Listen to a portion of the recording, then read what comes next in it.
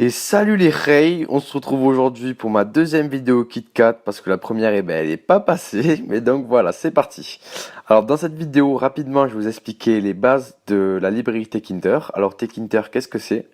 Et ben tout simplement, en fait, c'est une librairie Python qui va nous permettre de développer des interfaces graphiques pour nos programmes de manière très simple et très intuitive. Donc la première étape dans ce tutoriel, ça va être de télécharger les dépendances.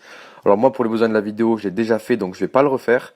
Je vous mets en description les command line, ça prend 2 secondes, c'est super rapide. Ok, une fois que vous avez fait ça, on va créer ensemble un fichier .py. Donc moi, je vais l'appeler Joule parce que c'est ma vidéo, je fais ce que je veux. Voilà, on ne crée pas du tout les fichiers de cette manière, hein. Attention, voilà, touch plutôt, ok. Donc là, j'ai créé mon fichier .py. Alors, .py, pour ceux qui ne savent pas, tout simplement, c'est l'extension de Python. Une fois que j'ai créé ce fichier, je me rends dans mon fichier, je me rends dedans, et je vais commencer par écrire le shebang. Là aussi, pour ceux qui ne savent pas, le shebang, en fait, c'est juste j'écris le chemin vers le programme qui va interpréter mon code. Donc en l'occurrence, Python 3. Une fois que j'ai fait ça, j'importe tout ce dont j'ai besoin depuis Tkinter avec la syntaxe suivante, from Tkinter import all, et je peux démarrer. Juste rapidement, je vais faire un chmod 777 sur mon fichier pour pouvoir l'exécuter et on est bon. Ok. Donc la première chose à faire quand on veut développer une interface graphique avec Tkinter, ça va être de créer notre fenêtre. Je crée ma fenêtre comme ceci, window, moi je l'appelle window, égale tk. Là j'ai créé ma fenêtre. Cependant, si je lance mon programme, ok, il se passera rien. Tout simplement parce que j'ai pas lancé la boucle-inf, quoi. Donc je fais appel à la méthode window.main loop, comme ceci. Et là, si je lance, normalement, ok, on a bien notre fenêtre ici, notre fenêtre TK. Alors maintenant que je suis là, qu'est-ce que je peux faire? Eh bien, pour ceux qui ont déjà programmé programmé, c'est un grand mot, mais genre qui ont utilisé Bootstrap, etc. Moi, je vois un peu Tkinter de la même manière. En fait, Tkinter, ce qu'il va faire, c'est qu'il va nous proposer des widgets, des éléments, en gros, qu'on va pouvoir display sur notre fenêtre comme bon nous semble. Et c'est un peu la manière de Bootstrap qui nous fournit des boutons, etc., qu'on va implémenter directement. Et ben voilà, là c'est pareil. Donc, je vais vous présenter rapidement quelques widgets.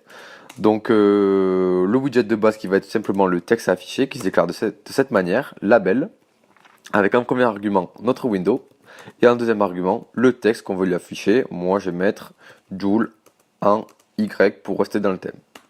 Ok.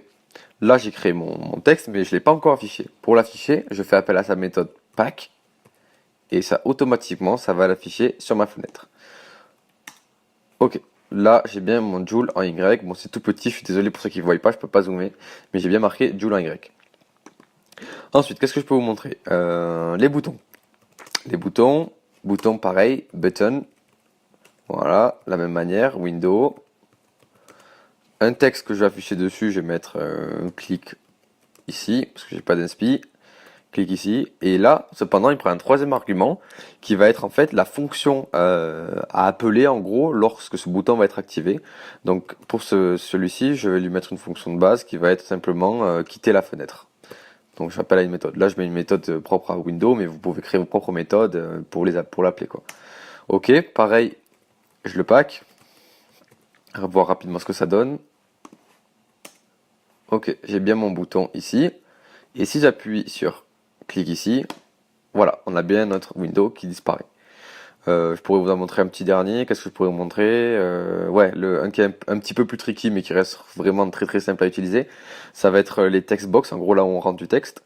Donc là, pour celui-ci, il faut créer une variable. Donc je vais l'appeler variable str. On la déclare de cette manière, string var, pour lui indiquer que c'est une variable de type string en gros. String var. Et là, ce que je fais, c'est que pareil, comme les autres widgets, je vais l'appeler entry parce que ça se déclare de cette manière. Entry, window, et le texte uniquement, le texte en fait, je l'attribue à ma variable str. str. Et je peux même lui rajouter un troisième un troisième argument qui va être sa largeur. Les tâches, on va mettre 800 pour que ce soit bien visible. Ok. Pareil, je pack pour l'afficher. Et tac, on a bien notre textbox ici. Et en fait, là je tape Kalash Krimi. Et ben Kalash Krimi, il va aller directement se rentrer dans notre variable string var qu'on va pouvoir réutiliser plus tard dans notre code. Ok. Donc maintenant qu'on a tout ça, c'est bien beau, mais ce qu'on veut nous, c'est pouvoir les displayer comme bon nous semble, parce que finalement là, on peut juste les afficher, ok, mais ça s'affiche de manière aléatoire, enfin pas aléatoire, mais dans l'ordre où je les ai déclarés, quoi. Donc ce qu'on va faire, c'est qu'on va créer TechGuitar à la disposition un système de frame, de cadre. En gros, ça va être comme un grand widget parent, et à l'intérieur, on va mettre des enfants, comme le label, etc. Donc je vais créer mon cadre, ici.